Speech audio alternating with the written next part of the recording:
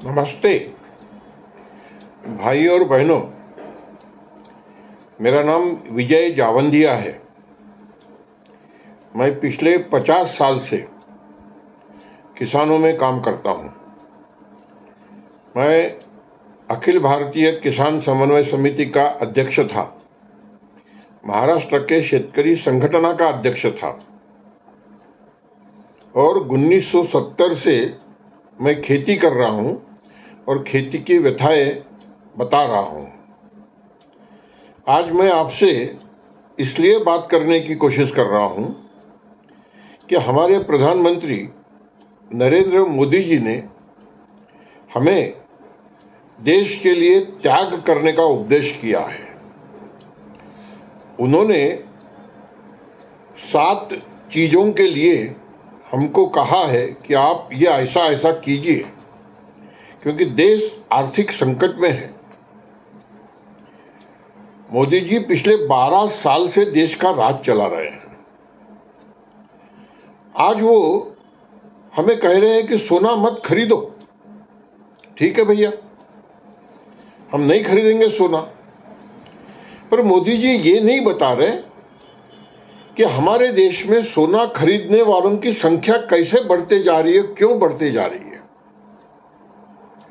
पिछले 12 साल से मोदी जी के राज में सोना खरीदी करने वालों की संख्या नहीं बढ़ी क्या? मैं हर समय एक उदाहरण देता हूं कि गांव में का सोनार तो खत्म हो गया, गांव में सोनार नहीं है अब, और शहरों में सोने चांदी के मॉल बन गए हैं। मोदी जी इस पर बात नहीं करते हैं। वो हमको उपदेश कर रहे हैं कि सोना मत खरीदो। ठीक है भैया, सोना खरीदने वाले लोग हैं कितने? 90 करोड़ लोग तो आपके 5 किलो मुफ्त अनाज पे जी रहे हैं मोदी जी। तो ये उपदेश आप किसको कर रहे हैं? अच्छा है, जो जमात आपने पैदा की सोना खरीदने वाले, उनको उपदेश कर रहे हो, हम आपका स्वागत करते हैं। मोदी जी कहते हैं कि पेट्रोल डीजल का इस्तेमाल कम करो। ठीक है भैया, हम कम करेंगे।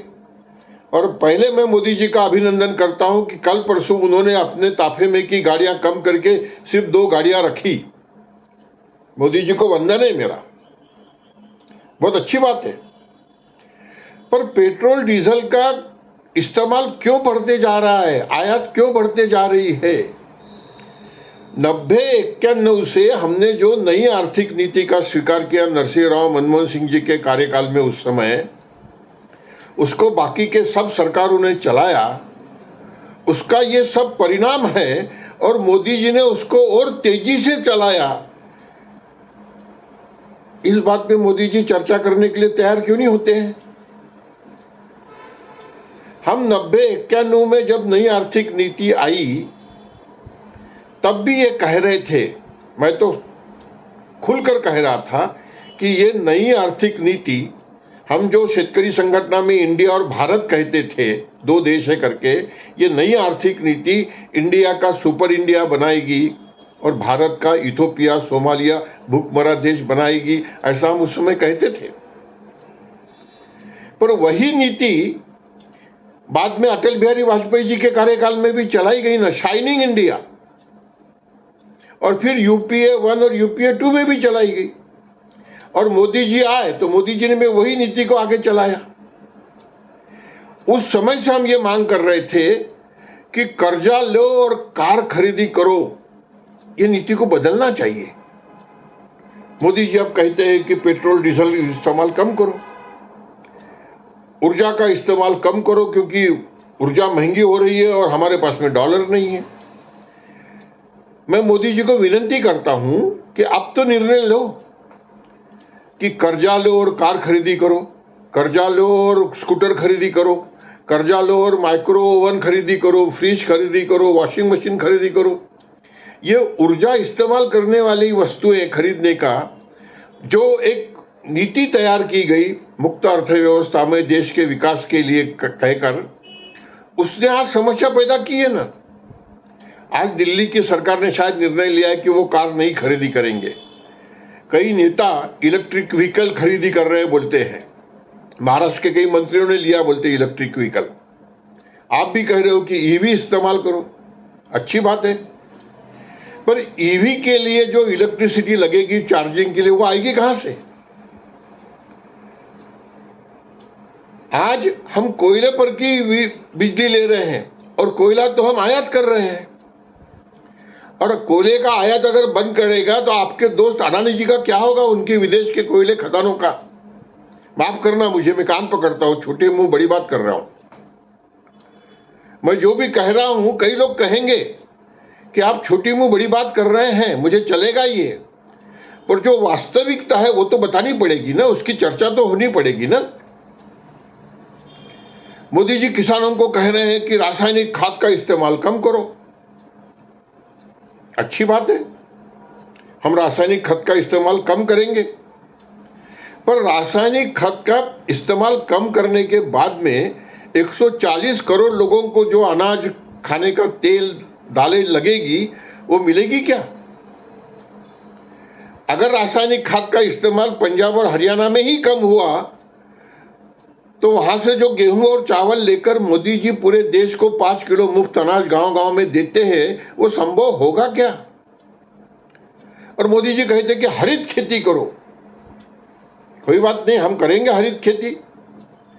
मैं मोदी जी के ही एक बजट के निर्मला सीतारमण जी के भाषण के तरफ आप लोगों का ध्यान खींचता हूं। एक भाषण में, बजट में निर्मला सीतारमण जी ने जीरो बजट की बात कही थी, तो उसी समय मैंने निर्मला सीतारमण जी को चिट्ठी लिखी थी कि जीरो बजट में अगर आपका इतना विश्वास है तो मैं आपको विनंती करता हूं कि आप दिल्ली से एक फतवा निकालिए और ये घोषणा कीजिए कि इस देश के सभी रासायनिक खाद के और रासायनिक कीटनाशकों के कारखाने हम बंद कर रहे हैं। मोदी जी, आप किसानों को हरित क्रांति की बात, हरित खेती की बात कर रहे हो, ठीक है ना, हम करते हैं हरित खेती, पर मैं आपको एक दूसरे आपके निर्णय की बात आपको याद दिलाता हूं। भारत के कृषि मंत्री शिवराज सिंह जी चौहान नागपुर आए थे, यहाँ पे एक बड़े हॉल में मीटिंग थी, किसानों को लाया गया था, उसमें हमारे मुख्यमंत्री देवेंद्र जी फडणवीस भी थे। वहाँ शिवराज सिंह जी चौहान कहते हैं कि हम सोच रहे हैं कि किसानों को खाद की सब्सिडी उनके खाते में सीधी दे दीजिए चाहिए। मैं इसकी याद इसलिए दिला रहा हूँ, मोदी जी बिल्कुल सही है, हम हरित खेती करने के लिए तैयार है, ये सब्सिडी हमारे खाते में दे दो ना, हम तय करेंगे हमको खेती कैसी करना है। अब इस साल से तो नहीं होगा, पर अगले खरीफ से मैं आपको आश्वासन देता हूं, ये सब्सिडी हमारे खाते में दीजिए, हम हमारे जमीन में की थोड़ी जमीन छोड़ देंगे जिसमें ढेंचा या बोरू या मूंग लगाएंगे और ये हरा खाद जमीन में गाड़ देंगे और बाद में उस पर फसल लेंगे। पर सिर्फ हवा में बातें करने से होने वाला है क्या? कुछ निर्णय तो लीजिए ना। आपने कहा खाने का तेल कम खाइए, और एक तरफ आप आत्मनिर्भर भारत की बात करते हो, आप किसानों को कहते हो कि देश के आत्मनिर्भरता के लिए तेलों का, दालों का उत्पादन बढ़ाइए, और दूसरी तरफ आप आयात करके दाम गिराते हो।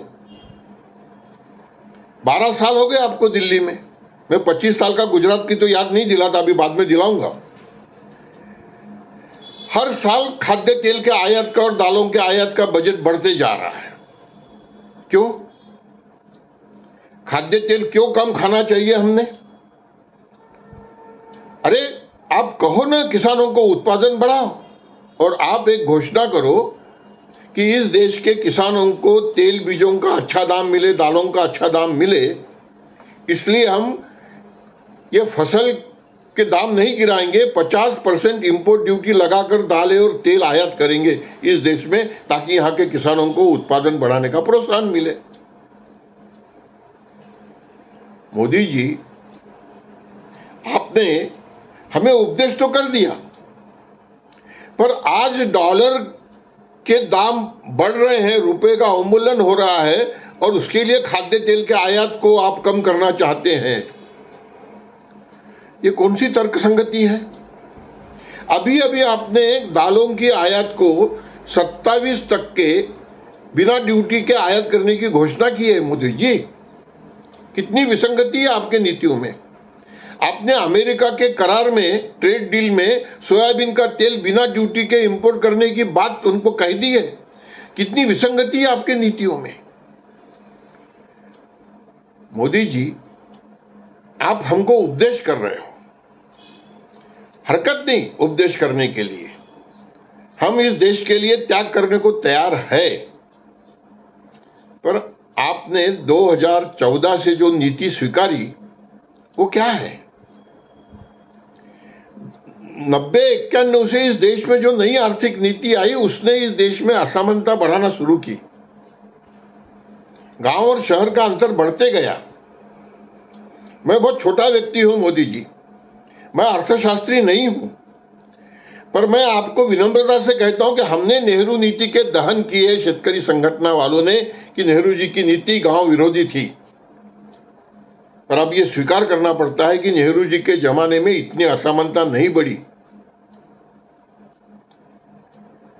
उदाहरण के लिए मैं आपको बताता हूं कि 47 से 90 तक के, अगर हम शहरों के संपत्ति की कीमत कैसी बढ़ी इसका अगर चार्ट निकाले, इसका एक ग्राफ निकाले, तो 47 से 90 तक के घरों की कीमत शहरों में धीरे धीरे बढ़ी, ऐसी रेखा थी, ऐसी।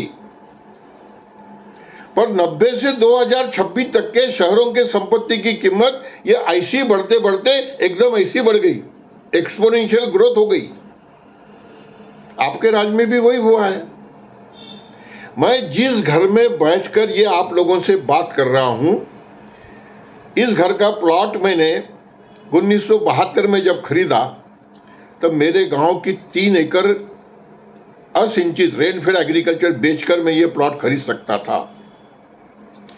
आज मेरे गांव की 20 एकड़ इरिगेटेड जमीन बेचकर भी मैं ये प्लॉट नहीं खरीद सकता हूं। यहां कोई व्यापार नहीं होने वाला है, यहां सिर्फ मध्यम वर्गीय फैमिली रह सकती है।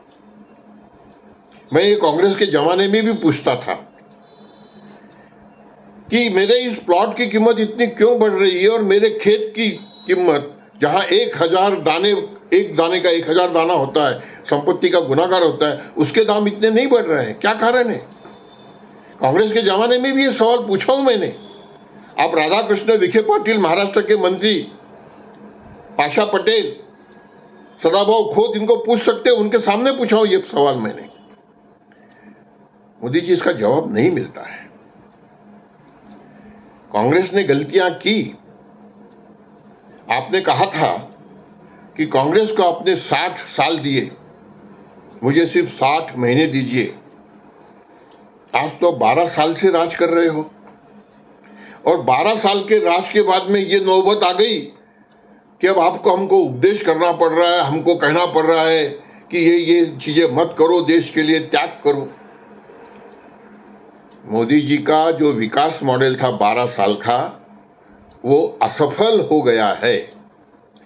मोदी जी हर समय गोल पोस्ट बदलते रहे हैं, इसके तरफ हमको ध्यान देना होगा। मोदी जी ने किसानों को कहा था कि मैं आपको 50% मुनाफा जोड़कर दाम दूंगा, फिर किसानों की आत्महत्या नहीं होंगे, स्वामीनाथन कमीशन के हिसाब से दाम दूंगा। मोदी जी उसको भूल गए।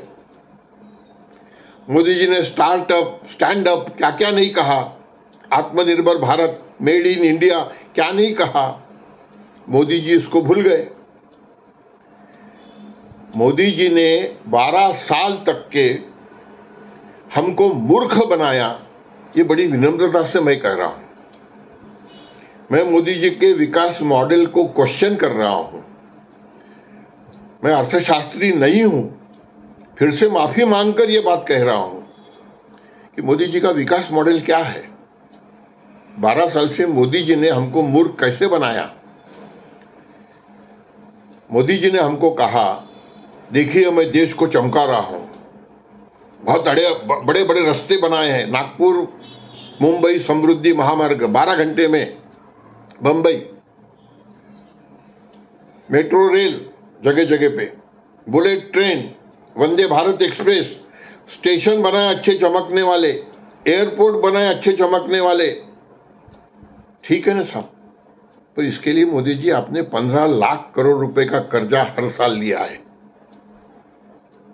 15 लाख करोड़ का कर्जा ले लेकर ये विकास किया है। मनमोहन सिंह जी ने सरकार छोड़ी थी, उस समय 55 लाख करोड़ का कर्जा था बोलते देश पर। आपके ये 12 साल में 250 लाख करोड़ या 225 लाख करोड़ का कर्जा देश पर हो गया है। मेरा आंकड़ा गलत होता होगा तो कोई उसको दुरुस्त कर देवे। और ये कर्जा ले लेके जो आपने विकास किया है, इस विकास के बाद में आपकी जो निर्यात बढ़ने वाली थी वो निर्यात नहीं बढ़ी बल्कि आयात बढ़ी, और उसके कारण रुपए का अवमूल्यन हुआ है। मैं बड़ी नम्रता से कह रहा हूं कि 2024 में मैंने निर्मला सीतारमण जी को उनके संसद का भाषण सुनने के बाद में एक खत लिखा था। निर्मला सीतारमण जी ने संसद में भाषण देते समय कहा था कि हमारी देश की अर्थव्यवस्था बहुत तेजी से बढ़ रही है।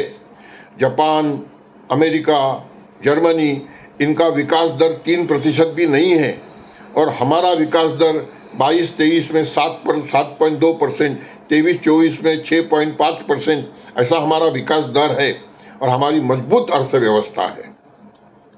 मैंने बड़ी नम्रता से निर्मला सीतारमण जी को पूछा कि अगर हमारी अर्थव्यवस्था इतनी मजबूत है तो फिर रुपए का अवमूल्यन क्यों हो रहा है? उस समय 84 रुपए का डॉलर हो गया था मेरे ख्याल से। भाइयों और बहनों, रुपए का अवमूल्यन मोदी जी की गलत नीतियों के कारण, गलत आर्थिक नीति के कारण हुआ है। इसको हमें नहीं भुलाना चाहिए। आज मोदी जी क्या कर रहे हैं, ये साथ हमको त्याग करने की बात कर कर मोदी जी एक नई गोल पोस्ट बना रहे हैं। आत्मनिर्भर भारत की एक गोल पोस्ट, किसानों की आमदनी दुगनी करने की एक गोल पोस्ट, 2047 का विकसित भारत बनाने की गोल पोस्ट। हर समय मोदी जी गोल पोस्ट बदलते रहे हैं। अब ये एक नई गोल पोस्ट वो बना रहे हैं। मोदी जी कह रहे हैं कि आप त्याग करो। मोदी जी के इस नीतियों के कारण रुपए का अवमूल्यन हुआ है, और आज मोदी जी रुपए के अवमूल्यन जो 95 रुपए का डॉलर हो गया है, वो ईरान अमेरिका युद्ध के तरफ ले जाकर हमें फिर गुमराह करने की कोशिश कर रहे हैं। मोदी जी मनमोहन सिंह के समय क्या कहते थे? ये कैसा डॉक्टर है, रुपया सलाइन पर है। पर मनमोहन सिंह जी के राज में तो 58 रुपए का डॉलर था, फिर आपके राज में 95 रुपए का डॉलर क्यों हो रहा है? मोदी जी मनमोहन सिंह जी को गाली देते थे कि कैसा डॉक्टर है। पर मोदी जी के कार्यकाल में रुपए का अवमूल्यन हुआ क्योंकि मोदी जी ने देश पे कर्जा किया और एक अमीर वर्ग तैयार किया। मोदी जी, मैं वेतन आयोग का उल्लेख करने वाला नहीं था पर अब कर रहा हूं। मोदी जी 6वें वेतन आयोग के विरोधक थे, मुख्यमंत्री करके गुजरात के।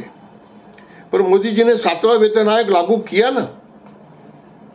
हमारा विरोध नहीं है, पर ये जो 5वां, 6वां, 7वां वेतन आयोग लागू हुआ ना, इससे नरसिंह मनमोहन सिंह की नई आर्थिक नीतियों को सफलता मिली। एक वर्ग की क्रय शक्ति बढ़ाई गई हमारे देश में, और उसको एक पैरेलल इकोनॉमी दी गई। कर्जा लो और वस्तु खरीदी करो, कर्जा लो कार खरीदी करो, कर्जा लो माइक्रोवन खरीदी करो। इसको पहले बंद करो ना। वही सोना खरीदने वाला वर्ग है। गांव का सोनार खत्म हो गया, यहां मॉल बन गए। और मोदी जी के इस राज में इस पे कोई चर्चा नहीं करता है। मोदी जी हर समय कहते हैं कि चुनाव में रेवड़ी बांटी जाती है। मैं बड़ी विनम्रता से कहता हूं कि विरोधियों ने दिया तो रेवड़ी, और आपकी सरकार जो देती है, आप देते हैं, शाह साहब घोषणा करते हैं, वो रेवड़ी नहीं क्या? कोरोना काल में 5 किलो अनाज अन्न सुरक्षा में से दिया जाता था। आपने उसमें 5 किलो मुफ्त अनाज देके 10 किलो कर दिया। कोरोना के बाद में आपने होशियारी क्या की, वो अन्न सुरक्षा का 5 किलो 1 रुपये 2 रुपये किलो का अनाज जो मनमोहन सिंह, सोनिया गांधी की अन्न सुरक्षा में से दिया जाता था, उसको बंद कर दिया और 5 किलो फुकट का अनाज ये 85 करोड़ लोगों को देना शुरू कर दिया। ये रेवड़ी नहीं है क्या? मध्य प्रदेश का, महाराष्ट्र का चुनाव जीतने समय लाडली बहन, लाड़की बहन 1500 रुपये महीना, ये रेवड़ी नहीं है क्या?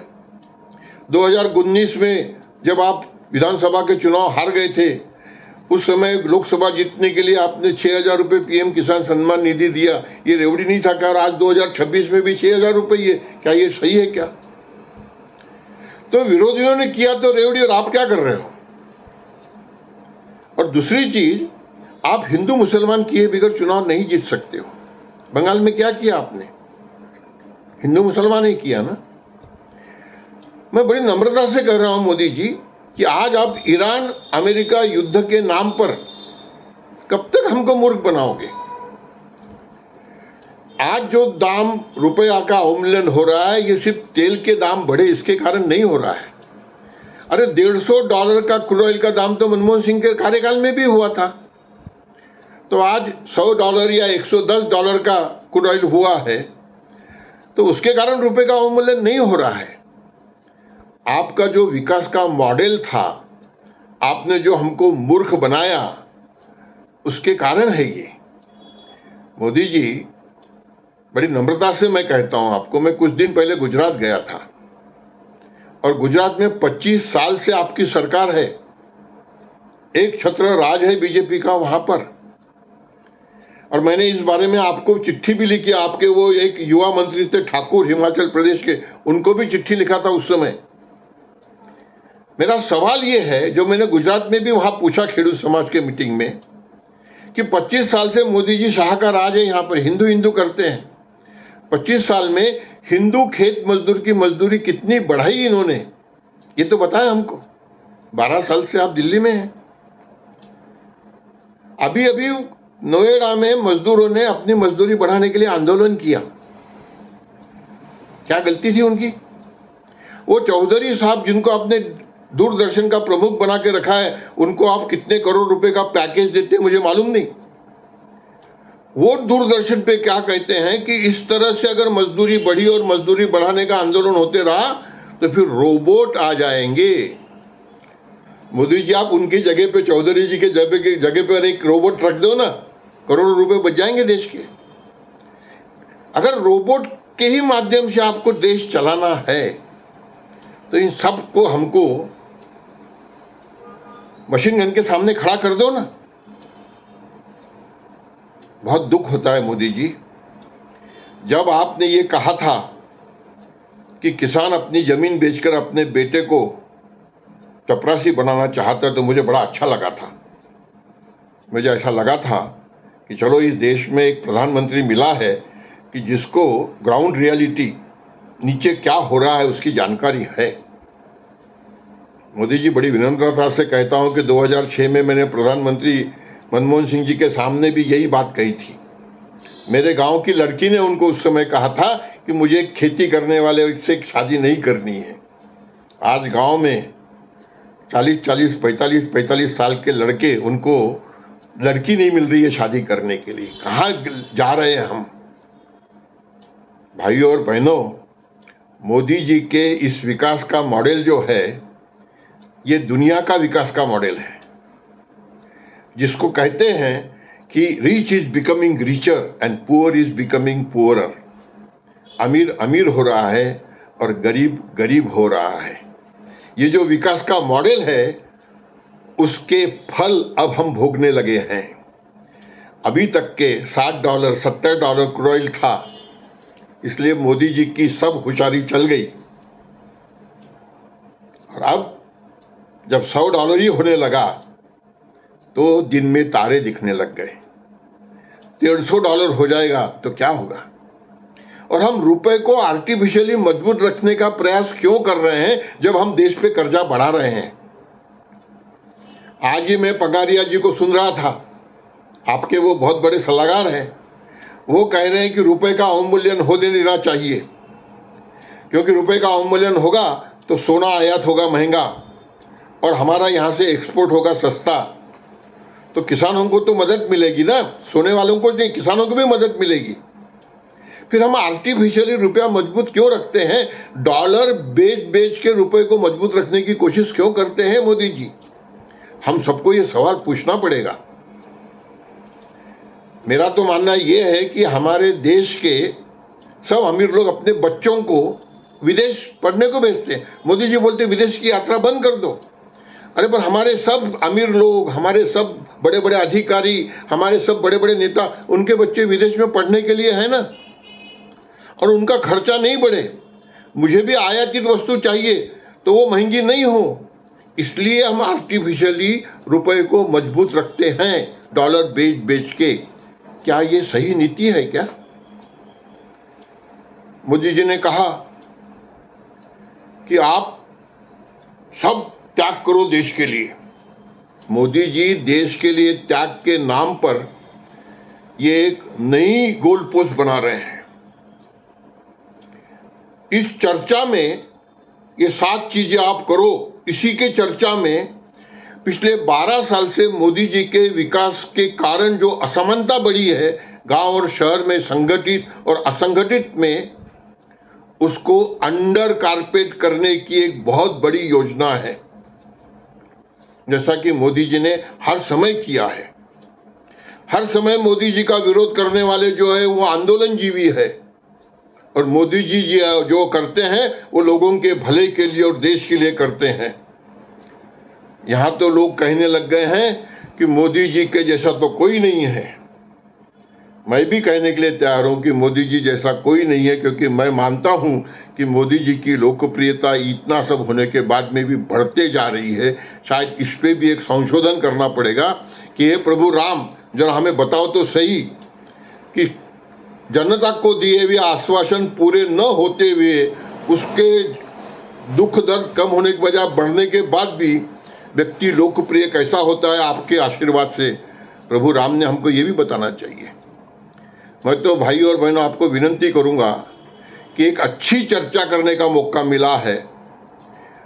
लाल बहादुर शास्त्री ने सोमवार करने को कहा था, तो लाल बहादुर शास्त्री ने उस समय इसलिए कहा था कि हमारे देश को अमेरिका के गुलामी से मुक्त करना था। लाल बहादुर शास्त्री ने खुद ने सोमवार रखा था। हमारे मोदी जी ने कल कार्य कम की है, इसलिए मैं उनका स्वागत करता हूं। पर क्या मोदी जी और मोदी जी के मंत्री स्पेशल प्लेन से या हेलीकॉप्टर से जाने के बजाय पूरे देश का दौरा कार से करेंगे क्या? हमारे मुख्यमंत्री कल मोटरसाइकिल से गए, रोज जाएंगे क्या? नागपुर आने के बाद में नागपुर एयरपोर्ट से अपने घर मोटरसाइकिल चलाते हुए जाएंगे क्या? मैं ये हवा में नहीं बोल रहा हूँ। एक बात बता के बात समाप्त करता हूँ। मैं यूरोप के दौरे पर गया था WTO का विरोध करने के लिए। शायद बेल्जियम की बात है ये। बेल्जियम में एक हॉल में हमारी सभा होने वाली थी और हमको संबोधित करने के लिए बेल्जियम के प्रधानमंत्री आने वाले थे। हम हॉल में बैठे थे। देश का प्रधानमंत्री हॉल में कब आकर बैठा हमको मालूम भी नहीं पड़ा। क्या ये विनम्रता हमारे देश के प्रधानमंत्री, गृह मंत्री, मुख्यमंत्री, सब मंत्री, सब ब्यूरोक्रेट्स बताएंगे क्या? इतनी ही विनती है।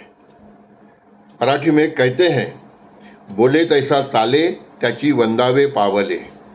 इसका मतलब यह है कि जो जैसा बोलता है वैसा करता है तो उसके चरण छूने चाहिए। मैं एक आखिरी की बात कहता हूँ यहाँ पर।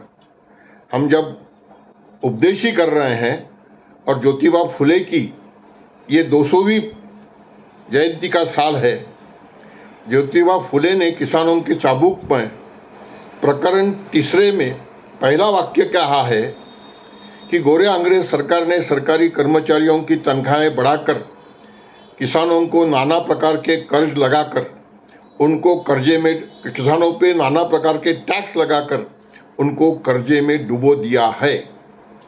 मैं नहीं कहता कि ये करो, पर मोदी जी, मेरी विनती है, मैंने आपको ये पत्र लिखा था कि अगर सही में हमारे देश में एक डिसिप्लिन लानी है, लो कॉस्ट इकोनॉमी की तरफ हमको जाना है, तो मंत्री से संतरी तक के, ये चिट्ठी लिखा हूं मैंने आपको, मंत्री से संतरी तक के सबकी तनख्वाह 50% कम कर दो, उनको सबको 5 किलो मुफ्त अनाज उनके घर पर भेजो और फिर देखो क्या होता है।